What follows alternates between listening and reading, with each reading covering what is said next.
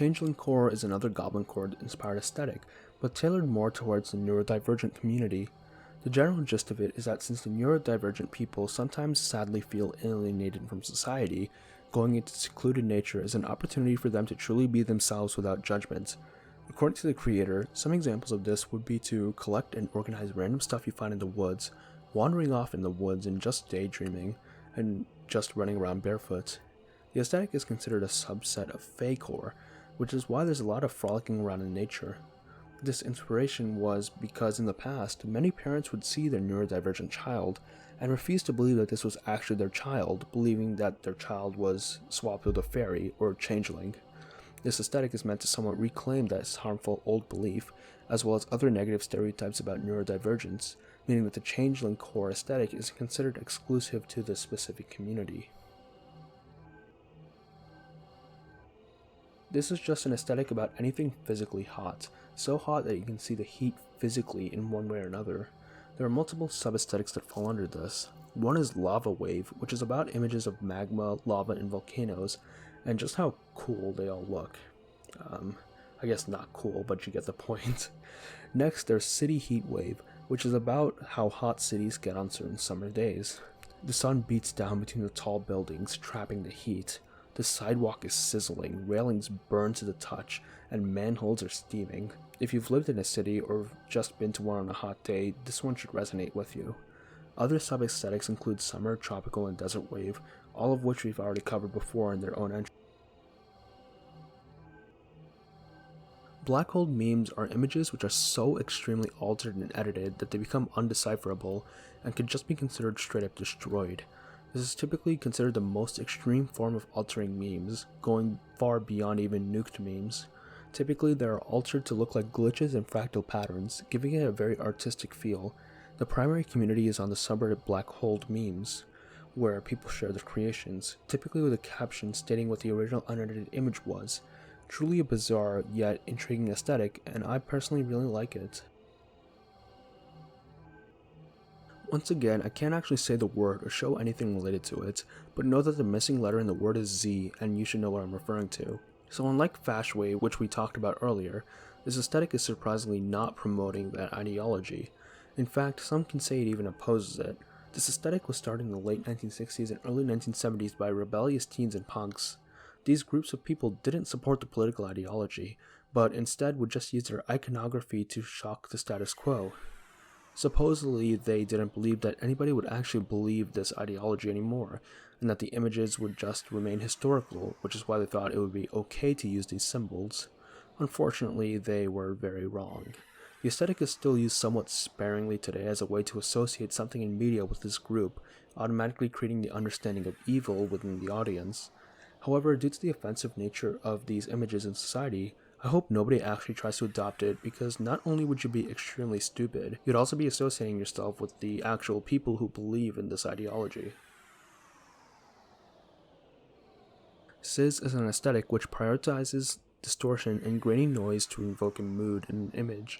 The images are often blurry, with the subject often not being in focus. Sizz includes photographs, paintings, and all other sorts of images. They are mostly black and white, although color is not uncommon. Also, the images are high contrast and have grainy noise or other types of distortion. It's inspired by 3 different art styles: German Expressionism, American Film Noir, and Japanese Arebure Bokeh.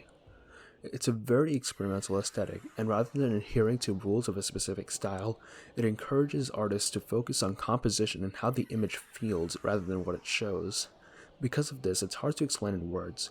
However, the art made is very interesting to look at, and online communities like r/Sizz are filled with a variety of examples you can take a look at. A rather lighthearted aesthetic, it's meant to be humorous and somewhat cursed, intended to shock in a very funny way. The aesthetic consists of cursed images and mildly offensive messages. A lot of times these messages are put on t-shirts that people who like this type of stuff wear. This is followed by people who don't really take themselves too seriously and don't really care about what other people think of them, so they're willing to go through life with a humorous and carefree attitude. This is an aesthetic for people who like fighting and practicing to fight. They have a persistent and slightly spunky attitude, and even when they're the underdog, they will always keep fighting on. Some common articles of clothing are boxing gloves, wraparound bandages, tank tops, and logo shorts. It's divided into 3 different ideologies: high scrapper, low scrap, and martial scrapper. High scrappers are basically just pro fighters, who fight for glory and status. Meanwhile, low scrappers are just street fighters who fight dirty in alleyways or underground rings, often for survival in one way or another. The stakes are much higher and much darker. Martial scrappers are people who participate in traditional martial arts, who spend lots of time perfecting techniques for hand-to-hand and weapons combat, and fight honorably. If you're into this aesthetic, do yourself a favor and watch Megalobox if you haven't already. Trust me, you won't regret it. Drugcore heavily glorifies drug use and is mostly used by users and addicts to share with other users and addicts. It's mostly saturated neon colors and glitter on pictures of various drugs. Obviously, this is a very controversial aesthetic due to the glorification of harmful substances and addiction, but once again, I'm just documenting what already exists, instead of promoting it. A pretty popular example of this aesthetic is the show Euphoria. Taking the definition straight from the wiki, Zombiecore is an aesthetic based on the feeling, sensation, and visuals of being a zombie or surviving a zombie apocalypse. It was coined as a way to express the feelings of insomnia or depression, making one feel numb and fatigued. So it just seems to be visuals from after the zombie apocalypse according to the wiki and the boards I found on Tumblr. However, there seems to be an emphasis on being trapped and alone, usually represented through silhouettes of a ton of hands visible on a window or reaching towards you. I'm not sure if the part about feeling numb and fatigued means that depression often makes you feel like a zombie, just going through the motions of daily life without actually feeling anything, or if depression and insomnia are all like being a survivor in the apocalypse, as you're constantly tired and fearing for your life. I guess that's just up to your interpretation. Vacation Dadcore is an aesthetic about the stereotypical 70s dad going on a vacation in a tropical area. Of course, the crown visual of this aesthetic is the patterned Hawaiian shirt. These patterns are brightly colored and contain images of palm trees, flowers, flamingos, and fruits. Other stuff they wear are cargo shorts, aviator sunglasses, leis, and of course, socks with sandals. The whole point of this aesthetic is to relax and enjoy the vacation, as it's a break from your typical mundane and hectic life. This includes stuff like spending all day at the beach drinking with your friends, occasionally taking a break to go inside tiki bars to refill on their drinks. I love how timeless this look is. It's never gone out of fashion since the 70s. This is literally just visually pleasing images of cars. It doesn't matter what type of car it is or what era it's from, it just has to look cool in the image. I really cannot explain it much more than that, even if I tried. I mean, I feel like I'm insulting you guys at this point by explaining stuff like this to you. It's just an aesthetic about unicorns and all related visuals. Common colors and patterns include white, pink, blue, violet, purple, glitter, galaxy patterns, and of course, rainbows. It's basically everything you think a 7-year-old girl would be into. And the clothes are quite similar, just articles and accessories like bows, hair clips, tutus, and these same colors and patterns.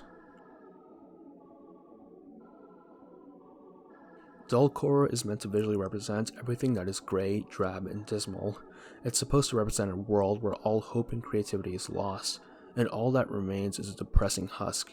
Visuals are obviously majorly in grayscale. The pictures themselves aren't put in a black and white filter. It's just that the actual world at the time was so drab it looks black and white. If it's not completely grayscale, the colors that are present are very desaturated. The only exception to this rule would be that some pictures have a point of strong color, which represents that there is still hope even in such a dystopian world. The clothes, like the visuals, are desaturated and grayscale. They're also quite bland, just the most uninspired clothes like a gray sweater and gray jeans. And I don't mean to offend anyone by saying that, I've literally worn those exact clothes many times. Icepunk is seen as the antithesis to Seapunk from a couple layers ago. While Seapunk gives off a warm, humid, and relaxed vibe, Icepunk invokes a frigid and unnerving vibe. According to the people who created it, Icepunk was actually a tongue-in-cheek response to Seapunk, and they wanted them to be kind of rivals. Icepunk music is meant to make you feel numb and cold, and if you look up albums online, you can definitely see how that's the case. Icepunk takes heavy inspiration from R&B, giving it a more chill vibe.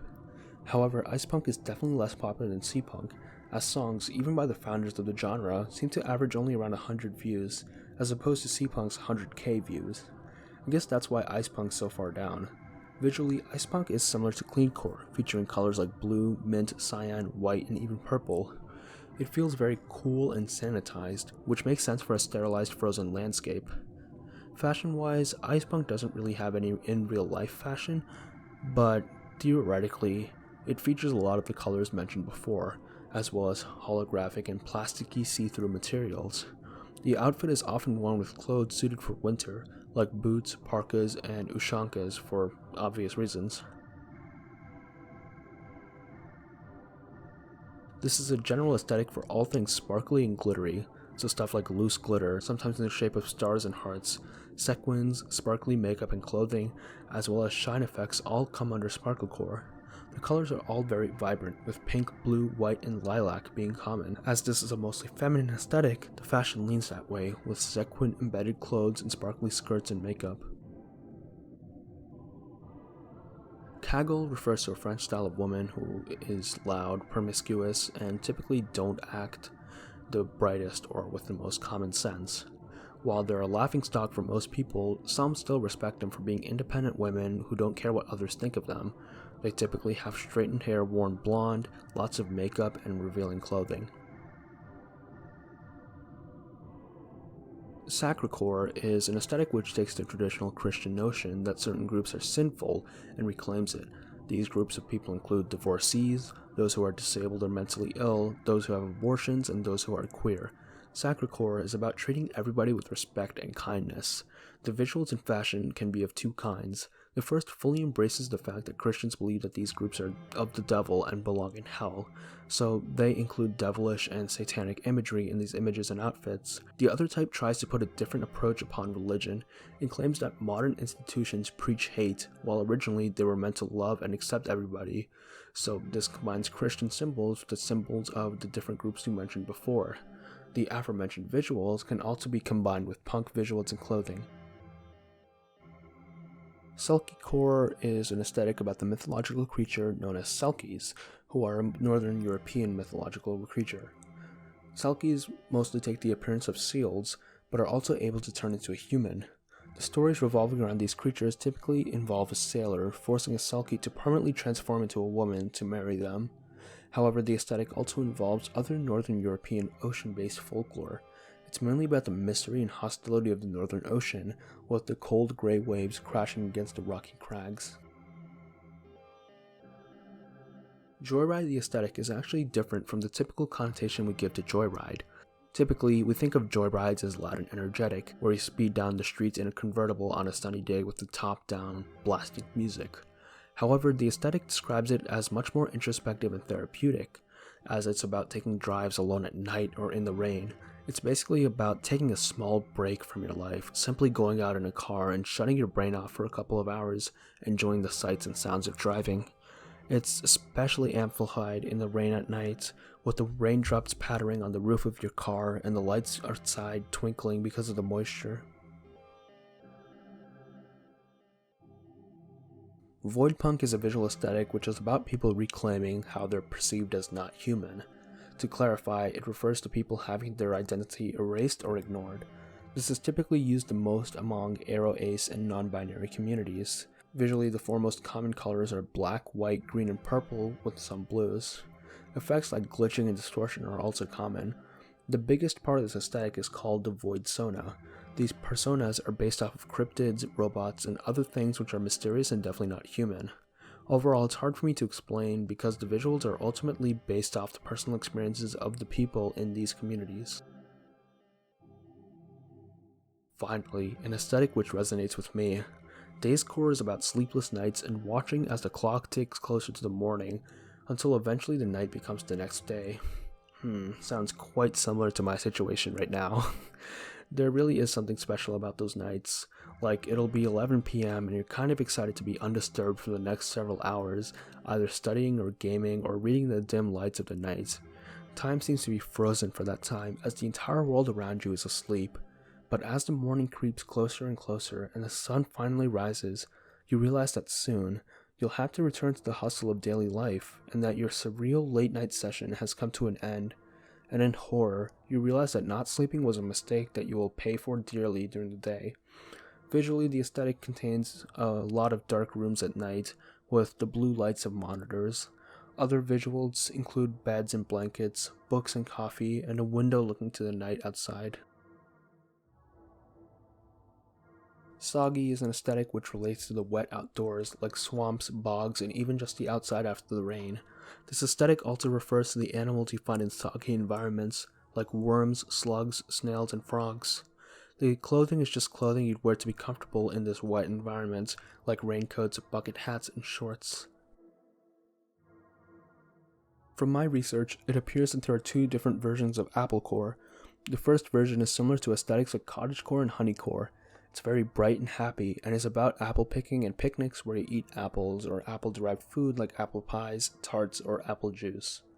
Visuals include apples, apple trees, orchard, checkered picnic baskets, apple-derived food, and vintage checkered sundresses, typically white and blue with red accents. The other version refers to apples as a symbol for lust, power, and maturity. Obviously, this interpretation of apples is derived from Christianity, especially the original sin, where Eve takes the forbidden fruit from the tree. By taking the fruit, Eve and later Adam gained the knowledge of good and evil, while before they were completely innocent, which is why they were banned from Eden. As such, Christians attribute the taking of the fruit as a reason why humans sin. While it's never actually specified what the fruit was in the Bible, the artistic depictions of original sin almost always show it as an apple, hence why apples became associated with sin. This aesthetic is about the darker connotation of apples and how it is used as a representation of sin. For example, in Snow White, the evil queen gives a poisonous apple to the princess because the queen was envious that Snow White was fairer than her.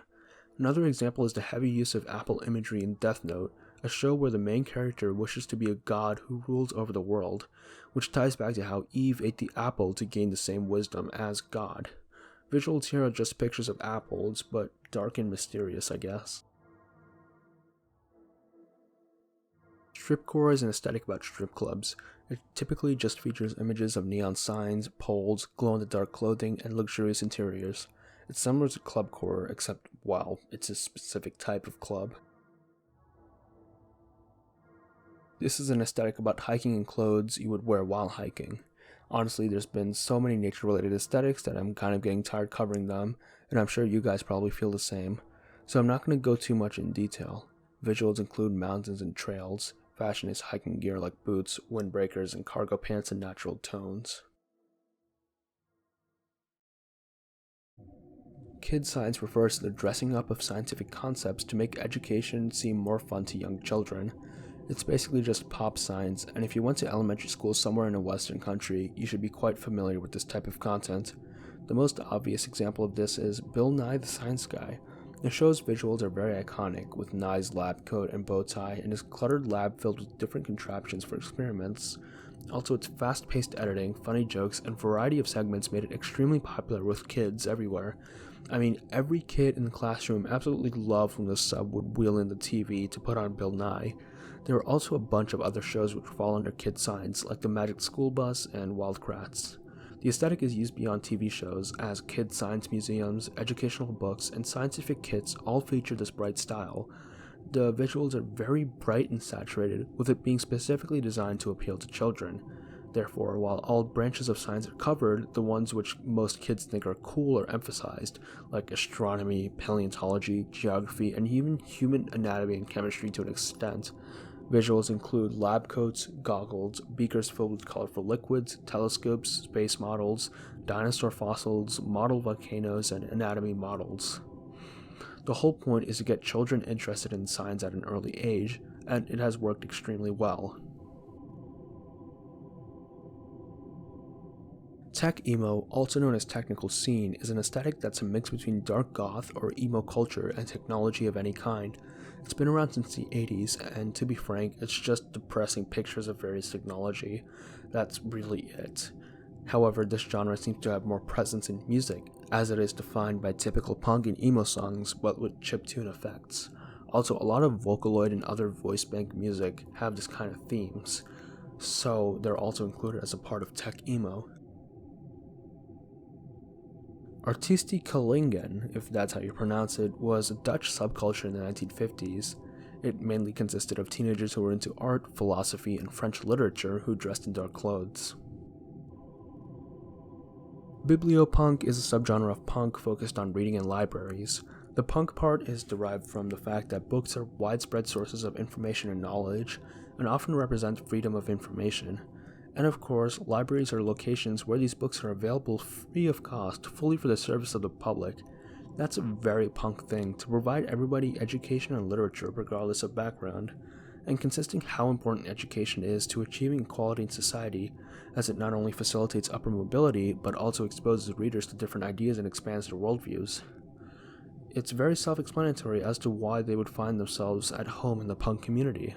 Other than that, the aesthetic is very similar to dark academia, except for the punk twist. Honestly, considering how much anti-intellectualism is present in society now, with book bannings and burnings seeming to make a comeback, I can see this movement grow to great heights as a response.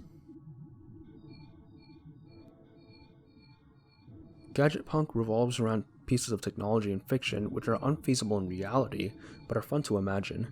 These gadgets typically are wearable and are otherwise compact or portable.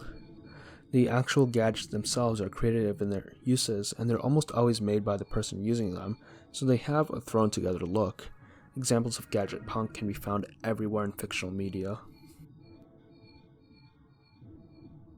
Frutiger Aero is kind of like the evolved version of the Y2K aesthetic.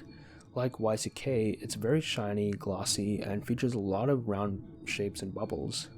However, the visuals of Frutiger Aero tend to be higher definition, and they also have images of nature, typically aquatic life, and are overall more refined.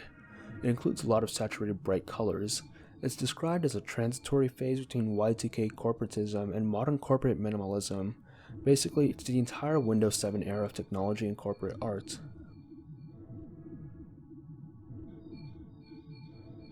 Initially inspired by early retrofuturist art, hydrogen refers to art which shows static images which give an aura of surrealism and suspension. The images feel like they're in limbo, forever stuck in that specific position. There isn't context given, which further increases the surreal nature of the images. The name hydrogen comes from the fact that the images have a lighted in air and floaty feel to them, like hydrogen gas itself. There really isn't a specific genre or composition to the images, but rather it is based on the emotions the image invokes.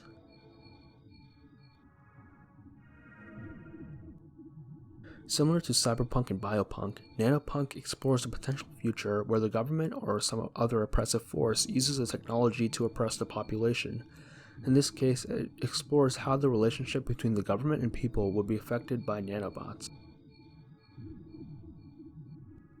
So Pigeoncore is a very niche aesthetic which, as per my knowledge, seems to be created by Tumblr user Crumb and Feather. If it wasn't created by this person, they certainly are the biggest member in this aesthetics community, as they've been posting quite a lot about pigeons. Pigeoncore is a combination of the physical attributes of a pigeon, the behavior of a pigeon, and the locations you would find a pigeon. So, common colors of Pigeoncore include gray, black, and iridescent shimmer, as these are the colors of a pigeon's feathers. It also includes stuff like bread, being curious, and carrying messages. Finally, the aesthetic prominently features the city for obvious reasons, but it specifically focuses on places like rooftops, windowsills, statues, and city squares, as these are the places where pigeons congregate the most. Overall, this is a community filled with people who love pigeons and like sharing art of them or things related to them.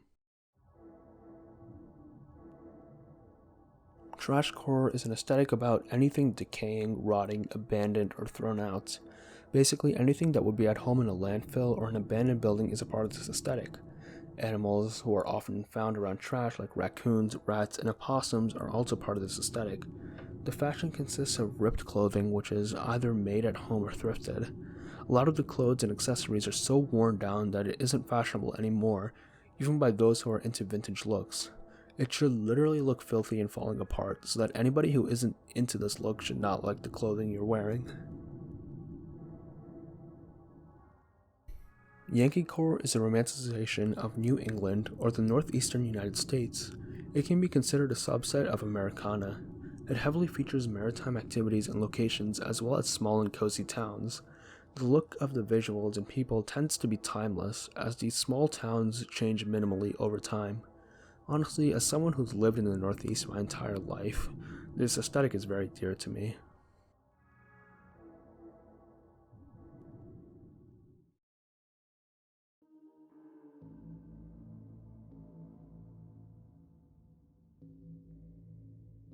As the name suggests, Christcore is an aesthetic revolving around Christian religious imagery. However, there is a darker undertone to the images. Any typical Christian imagery is a part of this aesthetic, as well as neon lights, religious billboards, and fire.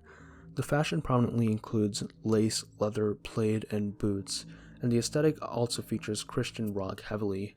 Overall, the way I would explain this aesthetic is that it's like goth, but instead of using satanic imagery or Christian imagery ironically, all of it is completely sincere. Trenchcore is an aesthetic which romanticizes World War I. Visuals include the trenches, barbed wire, abandoned buildings, and the fields of France. Stuff like World War I uniforms, writing letters to your loved ones back home, and the camaraderie between you and your fellow soldiers is also an important part of the aesthetic.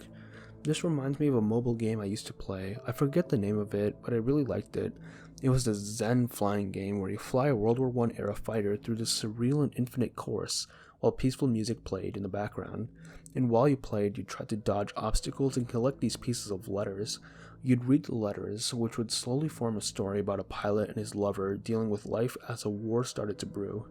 I didn't know what happened after that since I never got that far, but I really enjoyed this game and I actually want to properly play through it sometime. I know this is a long shot, but in the chance that anybody watching this video knows the name of this game I'm talking about, please leave it down below. Havencore is a very personalized aesthetic. It's for pictures of places or rooms that you feel safe from the outside world. I remember this description from my prior research, but as of me writing the script, it seems like the page was deleted for being too specific and personal, and honestly I'll have to agree. High Wraith is defined as the feeling of being homesick for a home one is not able to return to, or a home which never existed. It looks like people who wish they lived in a cottagecore fantasy-styled environment, typically in the woods. The people who feel like they belong to the woods in another time or world are those who are into this aesthetic. Cargopunk is a joke aesthetic created by Grimtown Records. It revolves standing around anything related to shipping and storage on any scale. Visuals include the standard shipping container, cargo ships, freight helicopters, trucks, and docks. Smaller units of storage like garbage bins and even desktop storage options for pens and pencils are a part of this aesthetic. The fashion is just anything with lots of pocket space, like cargo shorts. Stonepunk is a genre of media where characters live in a society with Neolithic era technology, or just caveman style technology. However, like steampunk, Stonepunk explores how society would progress and look like if they kept this era of technology. What results is essentially modern technology by using the techniques and resources of our caveman ancestors, which of course should be impossible, but we have to suspend our disbelief for this one. The most popular example would be the Flintstones. However, due to how niche this aesthetic is, a lot of people are fine with having a wide variety of art represented, even though it may not fit the definition exactly. One example of this is Horizon Zero Dawn. This isn't a prehistoric series, in fact it takes place thousands of years in the future, and advanced technology can be found everywhere, most notably in the mechanical monsters. However, since in this game, humanity has regressed into a caveman-like state and uses bows and spears to take down these massive monsters, people consider this a part of Stonepunk, as it's basically the same thing as what cavemen did, except that instead of hunting organic animals, they just hunt mechanical animals. Stonepunk can also delve into a bunch of prehistoric fantasy, where they don't necessarily have to use caveman technology, but if there are prehistoric elements like dinosaurs, it counts as part of the aesthetic. One example would be the excellent artwork in James Gunray's Dinotopia books. While the society in this series has progressed far past the Stone Age, since their way of life revolves heavily around dinosaurs, people consider it Stonepunk. Overall, Stonepunk is a very cool aesthetic, which deserves to have more art made of it. Lightning Wave is about stormy clouds and lightning. If you like watching the massive thunderclouds roll in across the sky, the electrifying feeling of seeing the lightning strike, and the overwhelming boom of the thunder, this aesthetic is for you. There are two types of music associated with the lightning wave. The first is a relaxing ASMR of a thunderstorm, and the second is high energy EDM, typically used as a background track to a time lapse of a thunderstorm. This aesthetic is for those who are in awe of the awesome power of thunderstorms and the raw adrenaline of being in front of them. I'm actually writing this as there's a thunderstorm outside, and trust me, it's one of the coolest weather phenomena out there.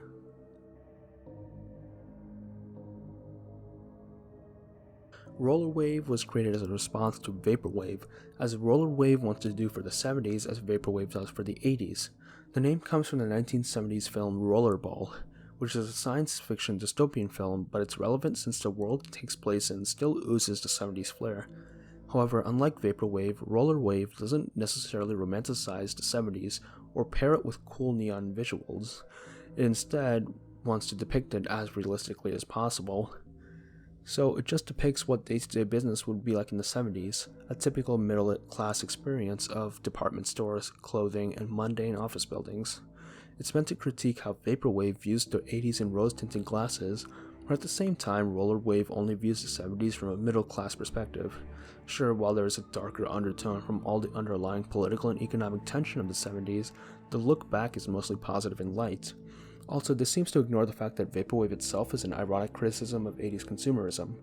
Finally, we have Rollerwave music, which is a modern genre of music which uses inspiration and samples from actual 70s bands. The genres to take inspiration from vary, going from prog rock's Yes to early EDM's Kraftwerk. Rollerwave music uses the same type of distortion as Vaporwave music, cutting, looping, slowing, and distorting the samples to give a more nostalgic feel. An example of a Rollerwave album is To Every Man by Dan Frost, which is actually the first Rollerwave album being created in 2017. 10-Wave is an aesthetic which takes elements from Vaporwave and Acid Wave and applies them to 2010s subjects. The visuals typically include screenshots of media from the 2010s, typically cartoons like Regular Shows, Steven Universe, and Adventure Time, as well as video games like Pokemon. These images are then subjected to editing and distortion, invoking a nostalgic and fleeting vibe. Like Vaporwave, it is meant to be a criticism of the cultural products of its time. However, there is inevitably nostalgia tied to these images. So, as the 2010s get farther and farther in the past, I think 10-Wave will become more popular as more people become nostalgic for the time long gone. Heistcore is an aesthetic revolving around heists and robberies of expensive objects. The visuals often revolve around the lifestyles of the wealthy, as they are usually the targets of heists in films. So locations like ornate banks, mansions, and museums, and objects like paintings, statues, safes filled with gold, diamonds, and money, and ancient artifacts are all included in the visuals. The other half of the visuals is the actual heist part. Crowbars, catsuits, grappling hooks, masks, and getaway drivers are all parts of this aspect of Heistcore. Basically, any heist movie showcases this aesthetic pretty well. This, of course, is similar to Heistcore, but without the romanticization. While Heistcore is all about mostly fictional thieves with a heart of gold who steal from the wealthy, who honestly probably deserved it, Concore is about dirty thieves who scam the poor and downtrodden for their own profit. For example, people like phone scammers, con men, and grifters are all part of this aesthetic. They blatantly lie to vulnerable groups like the elderly or people in desperate need of money to steal from them. So this aesthetic isn't really something many people like to follow, and apparently it just seems to be something made by one person who didn't even include any visuals, which is supposed to be the core of all aesthetics, but whatever. This is an aesthetic romanticizing 80s to 90s drug cartels in Miami. It includes a lot of the Miami skyline at night, with neon signs, as well as weapons, gold chains, and back alley deals. There's an obvious reason why this is so far down. Even though this is less of an aesthetic and more of a political statement, Emancicore is a very interesting idea. It is about rejecting mainstream clothing options and instead opting for buying them from sources which empowers workers in the global south. This ideology describes itself as post-colonial, and it wants to move away from our current exploitative practices and move towards a world where all humans are treated with dignity. The fashion is mostly muted colors or modest clothing, typically with some features from the culture of origin. I've spoken in previous videos about my distaste for exploitation-fueled capitalism, and supporting ethical businesses like these is something we should all aspire to do if we have the ability to. Reef wave is another ocean-based aesthetic, but it mostly seems to revolve around the environment of the shallow ocean, hence the name. It mostly is about how the waves look from below, and how the light falls through and shimmers in the water and the ocean floor. Other imagery includes coral reefs, shipwrecks, aquariums, and sea life.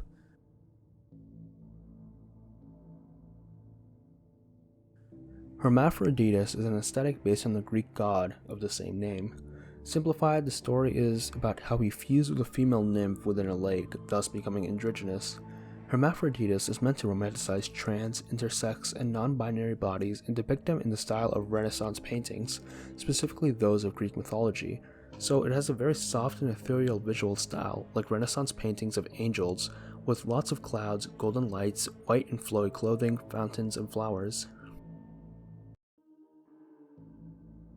Technocore is an aesthetic which mixes elements of analog and digital technology, and focuses on the transition from analog to digital. Analog respects all that is old and physical. Stuff like vinyl, cassettes, tube TVs, radios, and toys are all considered analog. These are stuff which kept you somewhat grounded in reality, forced you to do physical work to operate or explore them. On the other hand, we have digital, which abandons reality for a virtual world of comfort and escapism. The internet is the major player in the digital era, but more advanced technology like Bluetooth, smartphones, and basically the entirety of the Internet of Things. It's meant to show how we're becoming more and more entangled within the internet and becoming more disconnected from the physical world. We're instead spending more time in the dark, mysterious waters of the internet, and there seems to be no signs of stopping this direction. Darkerrorcore is an aesthetic which is about being corrupted by an overwhelming force beyond your control. It's very similar to Cis and Glitchcore, and some people say it's too similar, but I personally think it's unique enough. Most images in this aesthetic feature dark colors, typically a lot of deep, saturated red with accents of black. The subjects of the images tend to be of dilapidated and creepy locations, like a bedroom with a broken TV, or in the middle of dead woods. These images typically have distortion, grain, or glitch effects edited onto them. It's supposed to invoke a sense of loneliness, helplessness, and growing paranoia and insanity, and I think it is done well. Gull Girl is a very niche aesthetic about how cool and quirky seagulls are. The visuals include seagulls and seagulls wearing quirky clothes or in funny situations, feathers, beaches and docks, and an overall beachy vibe. The main point of Gull Girl is to show how weird and quirky seagulls are. Monkeycore is an aesthetic revolving around the idea that modern society is tiring, and that we need to return to a primitive state that monkeys live in, without the pressures of modern society and depressive thoughts. The visuals are basically all memes, with images of monkeys or apes as well as some text saying some variation of the famous catchphrase, "Reject humanity, return to monkey." I'm struggling to see why this is so low down on the iceberg, considering how popular the meme is. Maybe it's the fact that it's an actual aesthetic that is so surprising. Mommy's on the Phone Core refers to a specific scenario where you're in a store or mall as a young child, and you're waiting for your mother to stop talking to a friend of hers, so you're just stuck bored and left to your own devices. The feeling of waiting for your parents to finish what they're doing, so you're kind of stuck in this situation where you're wandering the store, looking for toys or a place to sit. You'd be making up games in your head that you could play with stuff in the store like the floor tiles, or you'd just be daydreaming while looking at items on the shelves, or if you're on the younger end, you'd be sitting somewhere on your phone playing some game or trying to watch videos using the one bar of service in the store. I really like this. It may not be the best suited for an aesthetic, but it's an experience that's basically universal, so it brings back lots of relatable memories for many people. An incel, or involuntary celibate, is defined as a person who is unable to find a romantic partner despite the fact that they tried. While they can be of any gender, they are stereotypically male. What makes them an incel instead of just a single person is that they adopt an extremely toxic and misogynistic mindset, as they believe that the reason that they're single is due to their looks and the fact that women are shallow. Obviously this is nonsense. If you look at selfies posted by many self-proclaimed incels, they just look like average dudes. And the idea that women are only to the top percentage of men is also complete nonsense. If this was the case, most guys would not be in relationships. The truth is, the reason why these men are lonely is due to their horrible ideals. As taking a look at any incel forum, you see the most vile, despicable stuff being said. They even support and commit acts of mass violence. So yeah, these are not the best group of people, and most of them don't even deserve your sympathy. But for the aesthetic, it mostly is mocking this group of people. This includes memes mocking incels, typically by making starter packs about their lack of fashion sense, also talking about how they wear eyeglasses which don't fit their face, low quality t-shirt prints, and jeans. There's also a big emphasis on music, which is typically edgy teenage punk rock about being single or how nobody else understands you, stuff that most people grow out of once they hit their 20s, but it's still funny to associate with them. The nice guy is similar to the incel, but there are some key differences. Personally, I've always seen nice guys as pseudo-incels, as they share some of the same ideologies, but they're not as far gone as incels. Nice guys refer to men who act friendly towards women to try and get them to agree to a date, but when they're rejected, their presented personality is a complete 180 and they threaten the girl and call the girl derogatory names. Like, it's astounding how much of a behavior change they go through. Like, this guy would initially act like the nicest person and compliment a girl, but after he gets rejected, he goes absolutely insane, threatens her, and claims she's ugly and fat, and that he didn't even want to be with her anyway, as he could get with any woman he likes. Sure, buddy. This behavior is often accompanied by some statement claiming that women nowadays don't like nice guys anymore, and they only chase after bad boys who look cool and handsome, only for them to be treated poorly by these guys before being dumped. There's so many things wrong with these claims. First of all, being nice isn't some great appealing thing. It's quite literally the bare minimum of being a decent person. Also, it's not like women see this abusive guy and are like, yeah, that's boyfriend material. Typically, this person also acts nice in the beginning of stages of the relationship and then shows their true colors once the relationship becomes more committed, so it's harder for the victim to leave. You can say that these abusers are just the same as nice guys, except that they have the charisma and looks to get farther in the relationship. Key visuals associated with this aesthetic are the fedora or trilby and the neckbeard. The fedora is this older hat that used to be a staple in many men's outfits but fell out of fashion when we stopped wearing suits every day. But some people think that if they wear one, it will make them look classy, even though they just wear it on top of a t-shirt and shorts. The neckbeard is exactly what it sounds like, ungroomed facial hair. Typically it shows that this person doesn't really care about their hygiene, as they don't take the 2 minutes needed to properly shave. Other visuals include screenshots of text conversations with a nice guy, as well as posts made by nice guys about how women don't want good guys anymore.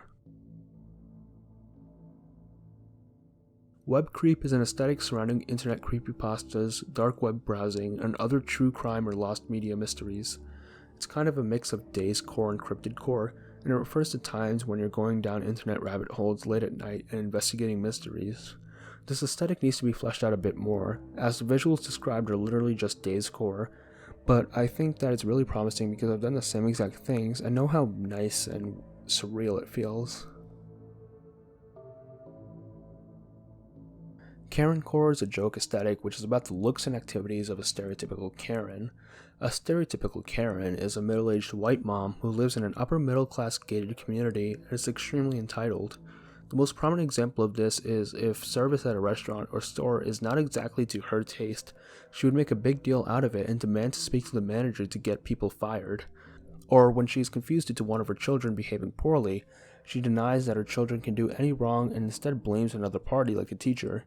A Karen's most iconic feature is her blonde bob cut, but she is also known for overpriced clothing, driving a massive SUV, trying to recruit people into her MLM scams, and covering herself in essential oils.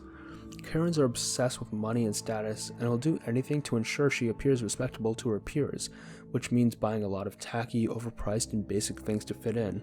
This includes stuff like a basic McMansion in a suburban neighborhood, a gas-guzzling SUV, and basic home decor like live, laugh, love signs. This aesthetic is used by those who mock Karens or cosplay them as a joke. Intelcore is an aesthetic for those who deliver remarkable performance at reasonable prices. Intelcore outfits generally include an integrated graphics card, also known as an iGPU, and several layers of memory caches. Intelcore was originally created for business and executive usage, but has since become popular with consumers. Intelcore follows the current trend in all silicon-adjacent aesthetics with copious use of N-MOSFETs, or metal oxide semiconductor field effect transistors. The main changes over time has been in the size and counts of these MOSFETs. Intelcore has some overlap with Technical Scene, Tech Bro, and Tech Goth. Yeah, this is obviously just a joke about Intel Core processors. But with that, we finally finish up layer 7. So here we are, we've made it to the end of the iceberg. However, we've still got the supercut coming up. Thank you guys for watching this so much. The support I've gotten from you is amazing. And this project has been extremely fun. So I'll see you guys for the supercut. Thank you, and see you next time.